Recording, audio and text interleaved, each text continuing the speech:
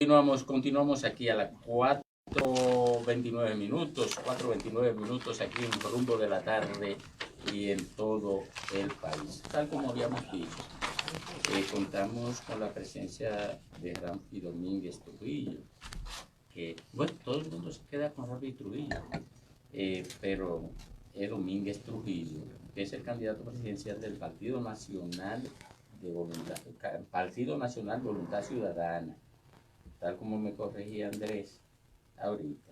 Partido Nacional Voluntad Ciudadana, ya no el Partido Nacional de Veteranos Civiles, que era antes. Bienvenido, buenas tardes. Muy buenas tardes, Domingo, don Fafa. Andrés, encantado de estar aquí con usted y muchas gracias por la oportunidad de venir aquí a compartir con realmente con tres eminencias de la radio, como digo yo, porque ustedes son unos politólogos realmente que hay que quitarse el sombrero, los análisis de ustedes. Y yo lo disfruto las tardes que tengo tiempo de escucharlo. Entonces, feliz de estar aquí con ustedes. Gracias. Ya Ramfi tiene una plataforma política. Eso implica que tiene perfil la candidatura, perfil formal. Ya no hay ningún otro obstáculo para la presentación de la candidatura. Para nosotros estamos confiados en que ahora de aquí con miras al mayo del 2020 estamos agotando todo el proceso de la inscripción de las candidaturas por todo el territorio nacional, que tenemos mucho, y estamos haciendo un llamado a todas aquellas personas que sientan la vocación de realmente adherirse a esta nueva generación política que está haciendo grandes esfuerzos para transformar la política y el sistema de gobernación o de administración pública aquí en la República Dominicana, porque hace falta, como dijo don Fafa hace un rato, una verdadera democracia aquí en la República Dominicana, y entendemos que eso es lo que nos queda a nosotros. Bueno, yo voy a hacer dos preguntas. Ustedes tienen una relación. Uno, el PNVC tiene otros candidatos, porque viene la segunda. Escuché al presidente en funciones, Ernesto Selman, señalar que lo suyo era solo una propuesta de candidatura y que se iba a ver. O sea que no está segura la candidatura dentro del PNVC, o puede haber otro candidato, porque se puede inferir de lo dicho. Bueno, mire, realmente la candidatura o la precandidatura mía fue aprobada por la mayoría absoluta del Comité Ejecutivo del Partido Nacional Voluntad Ciudadana, pero siempre nosotros estamos en un proceso democrático. Si se quiere presentar otro candidato, absolutamente tienen el derecho de hacerlo, y nosotros estamos ahora mismo en ese proceso. Sin embargo, vuelvo y repito, nosotros recibimos el apoyo de la mayoría absoluta de ese organismo, porque, eso es lo que dice mucha gente, esto ha sido un asunto totalmente transparente y democrático.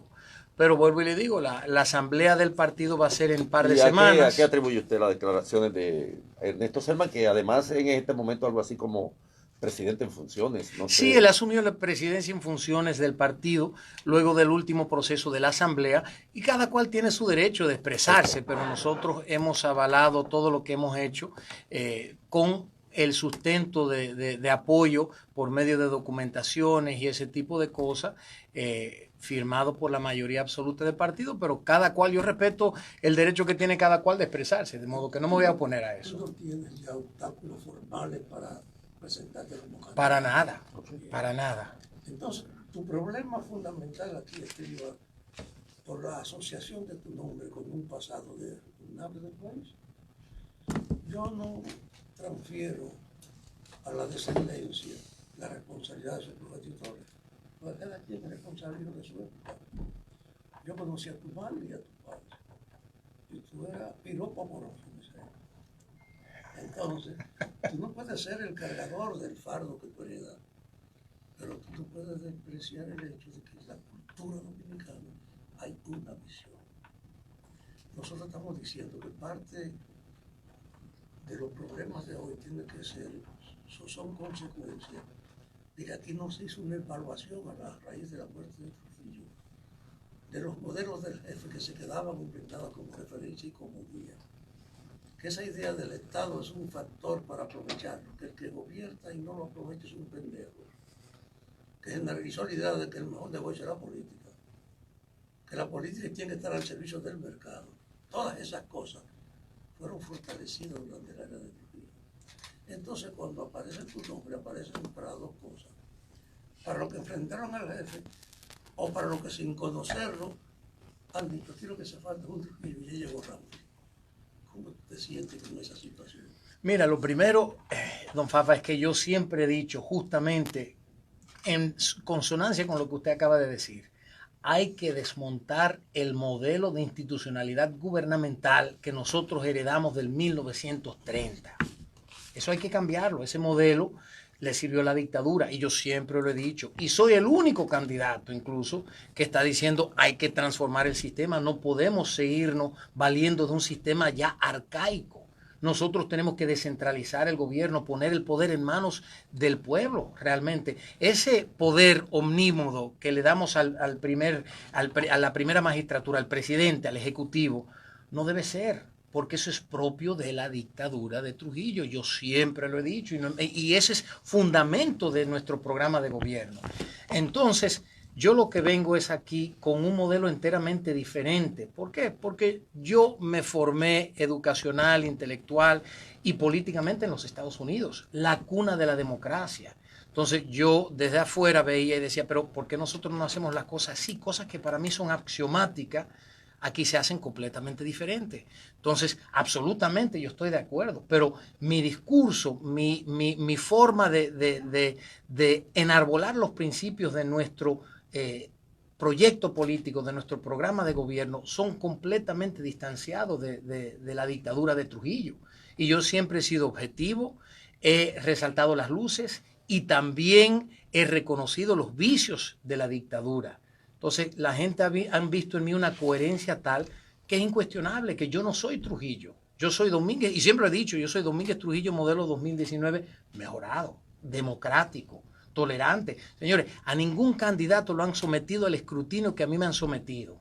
Y yo lo he respetado y se lo he respetado a todo y lo seguiré haciendo, porque yo entiendo que cada cual tiene el derecho de hacerlo y nuestra Constitución, por medio del artículo 49, enarbola ese principio fundamental, la libertad de expresión.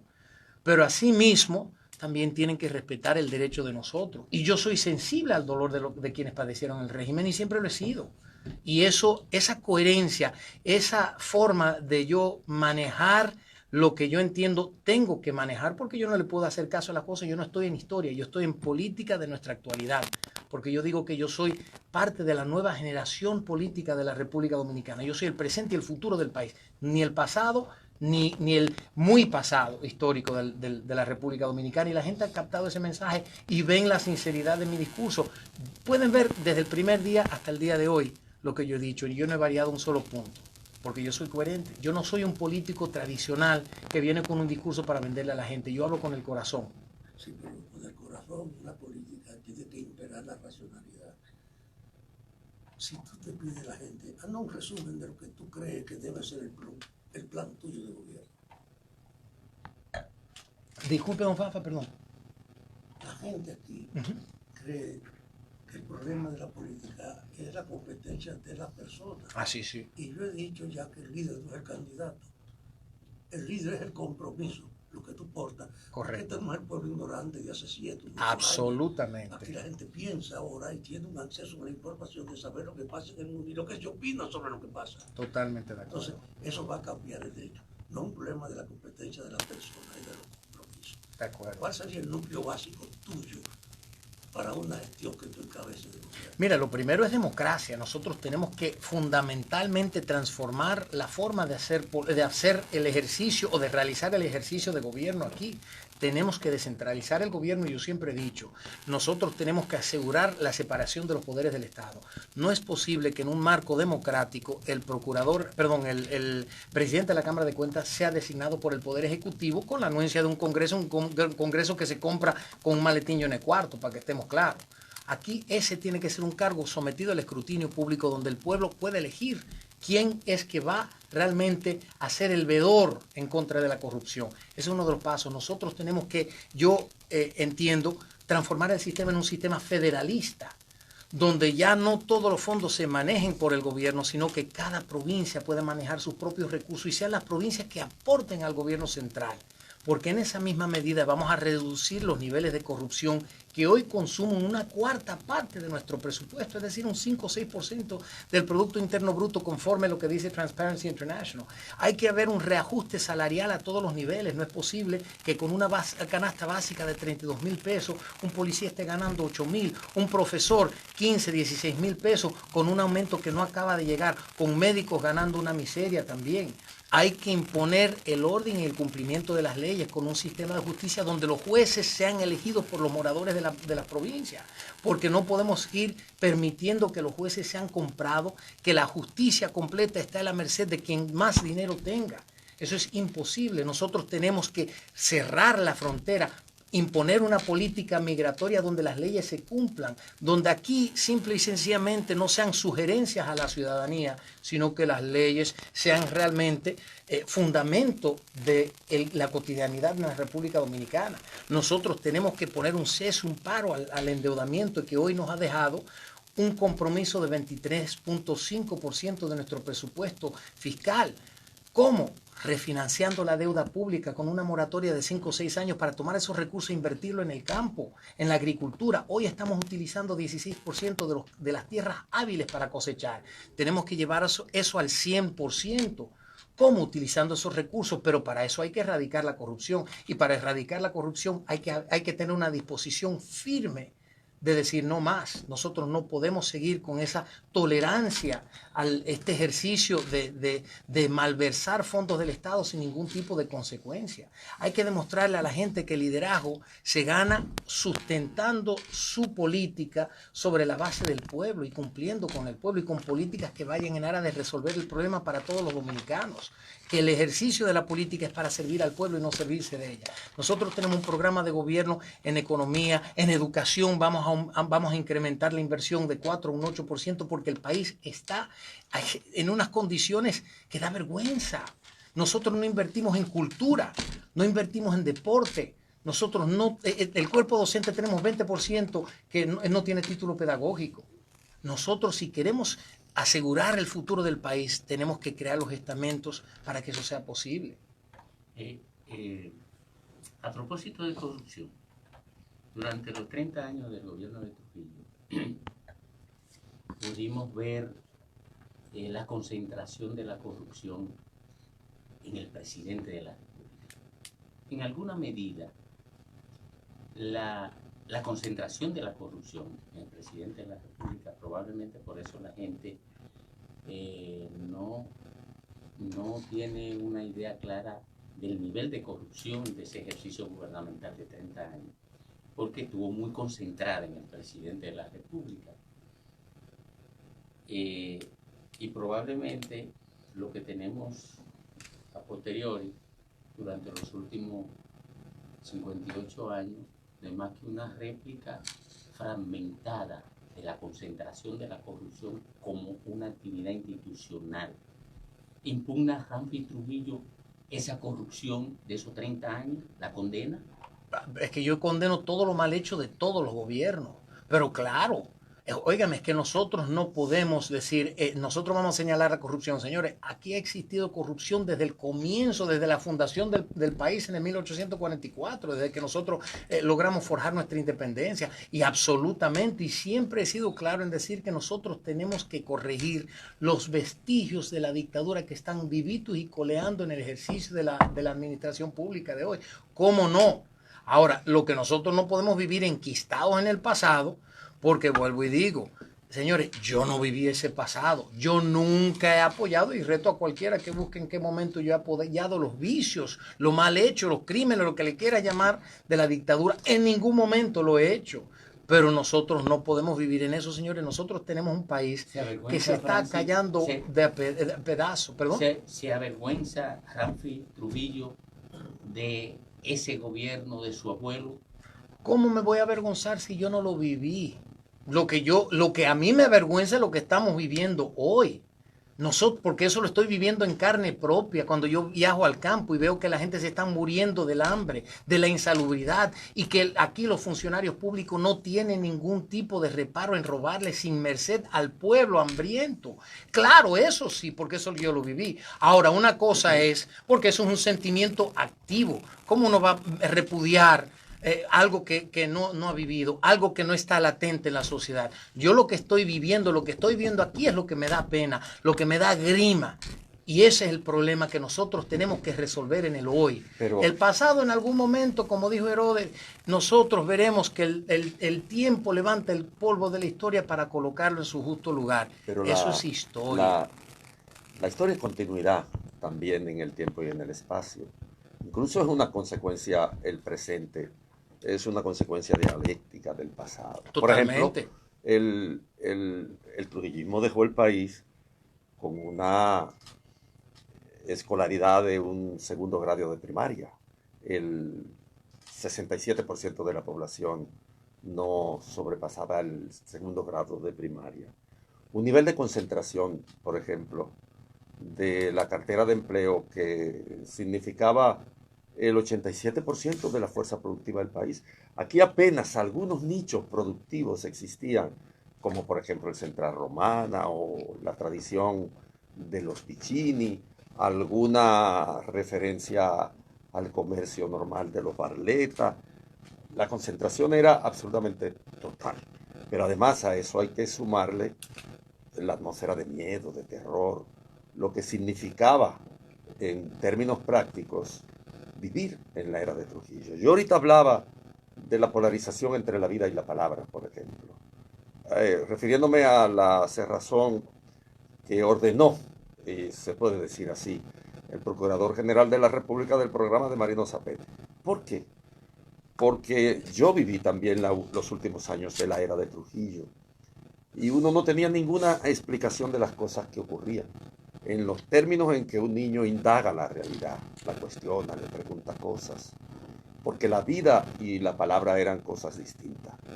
Eso no se puede negociar ni en el tiempo ni en el espacio. Pero lo que queda como herencia del trujillismo es parte de la historia de ilegitimización que hemos tenido nosotros aquí, dado el hecho de que el autoritarismo se ha naturalizado en la República Dominicana.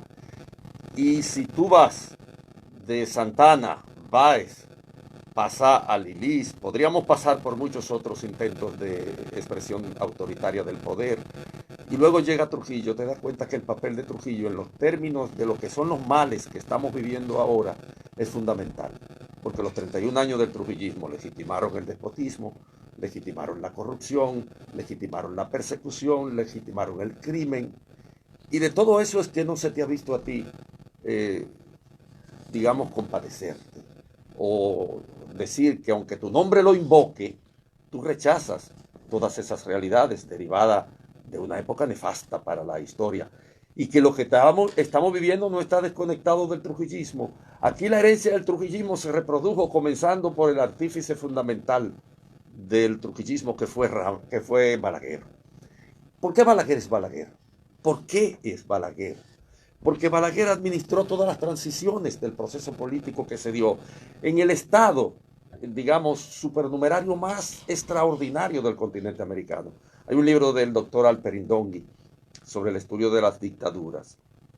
Y cuando él llega a Trujillo, le saca su comida aparte porque Trujillo no puede ser analizado con el barómetro de los otros dictadores.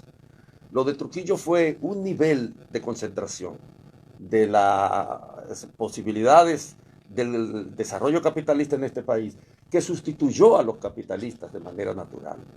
Todo lo que está ocurriendo ahora tiene que ver, ciertamente, con la gestión de Estado de Rafael Leónidas Trujillo Molina. Ese pensamiento autoritario, esos presidentes que creen que el Estado les pertenece, que es de su propiedad, estos políticos que tienen la concepción patrimonial del Estado, todo eso es herencia agudizada por los 31 años del trujillismo. Mucha gente le hubiera gustado verte, digamos, el Papa ha pedido perdón por muchos de los errores de la Iglesia. Creo que a mucha gente le hubiera gustado verte pedirle perdón al país por lo que tú no tienes la culpa, pero que tu apellido invoca. Bueno, lo que pasa es que yo no soy un demagogo. Eso me saldría muy fácil. Una cosa es lo que uno dice con palabras y aquí nosotros nos hemos acostumbrado a que los políticos dicen lo que sea conveniente para ellos. Los políticos dicen lo que quieran para venderle un sueño a cualquiera. Para mí eso es muy fácil. Pero realmente eso es demagogia. Eso es simplemente para ganar un sector de la sociedad. Yo con mis acciones, he actuado con total y absolutamente contrario a lo que fue el régimen de Trujillo. Yo estoy en el ejercicio de la política diseminando realmente las informaciones que el pueblo tiene que saber. El empoderamiento de la ciudadanía es un fundamento de este proyecto. El conocer la Constitución al dedillo, que ese fue el primer discurso con el que yo llegué aquí. Señores, aprendan su Constitución. Ustedes saben que la Constitución les garantiza un techo digno, libertad de expresión, que dicen que el ser humano tiene derecho a integridad física y un sinnúmero de cosas. Ese es el discurso mío. Entonces, una cosa es lo que uno dice por política, para caerle bien a la gente, para caer simpático, y eso no soy yo. Pero eso es lo que está planteando Andrés. O sea, que incorpore a ese discurso.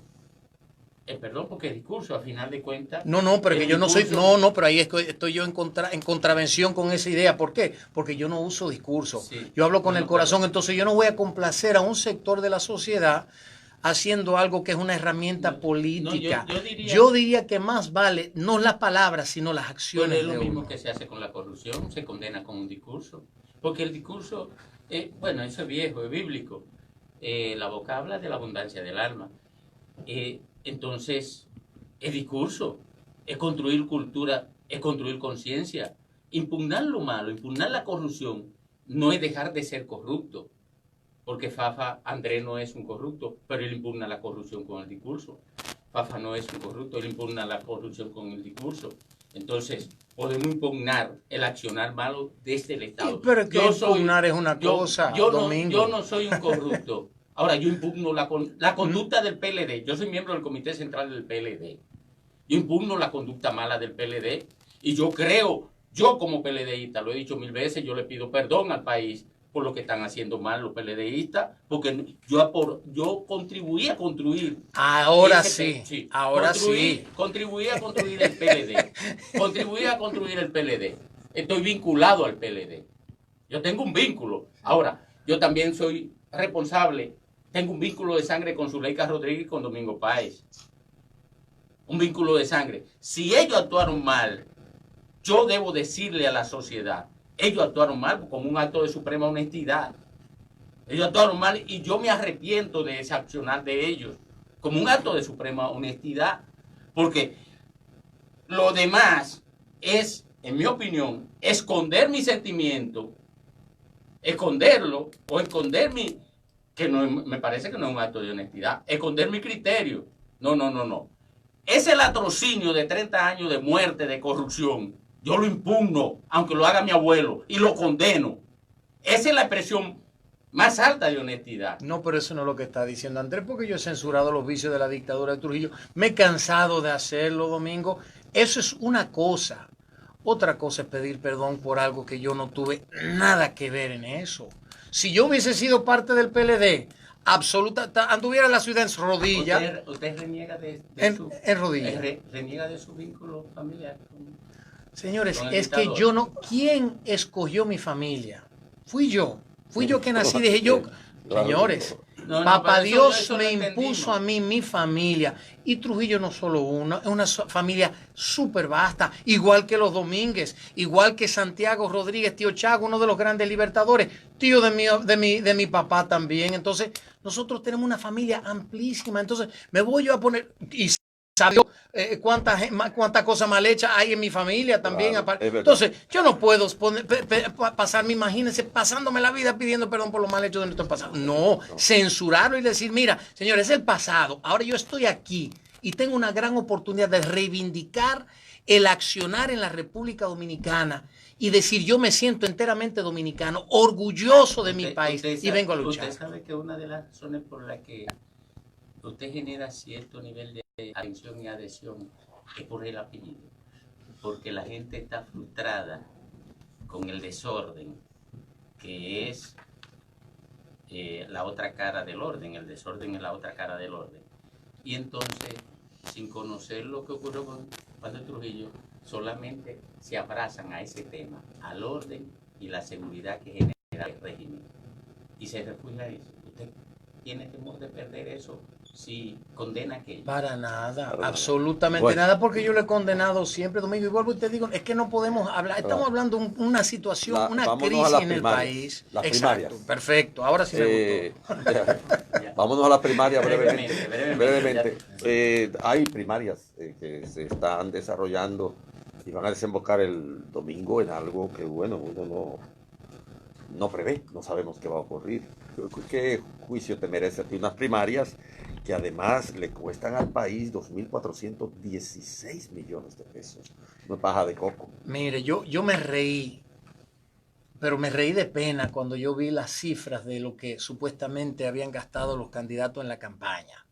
Estamos hablando de que, por un lado, 250 millones de pesos, por otro lado, 267 millones de pesos.